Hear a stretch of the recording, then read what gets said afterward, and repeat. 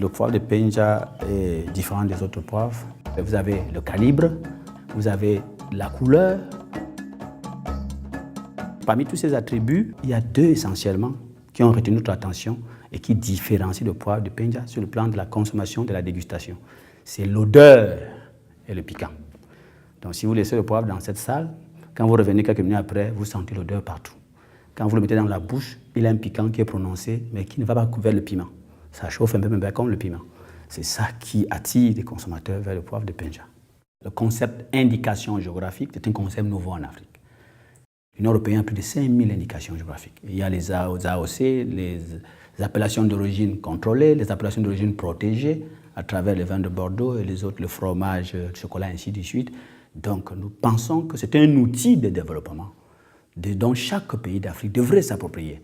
Parce que nos économies sont essentiellement agricoles.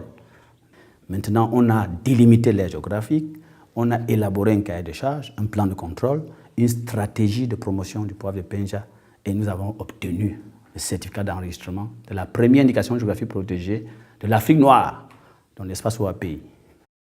L'indication géographique constitue pour l'Afrique, pour les pays africains, une opportunité économique parce que la propriété intellectuelle est précisément cette technique qui permet à ceux qui créent de promouvoir l'économie nationale, de donner de la valeur ajoutée à la production nationale et donc un pays qui a besoin de croissance, d'une croissance forte, un pays qui a besoin de se développer ne peut pas se passer de la propriété intellectuelle.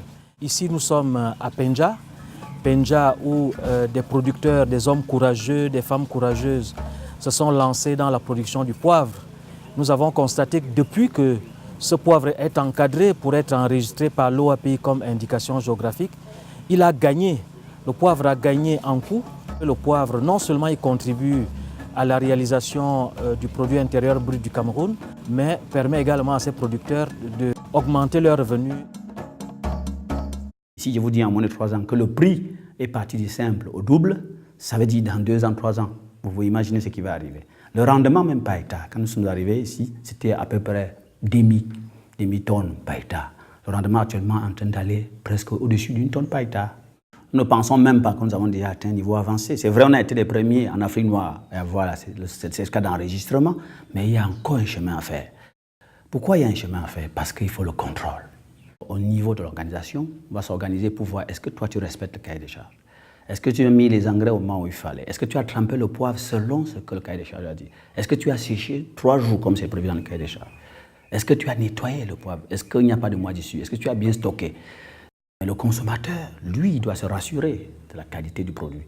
Donc, nous pouvons encourager les autres produits à valoriser les produits locaux, qui sont les produits d'origine. Parce que l'IG aussi, c'est ça, le terroir. L'indication géographique, c'est le terroir, la localité. Ça fait développer la localité.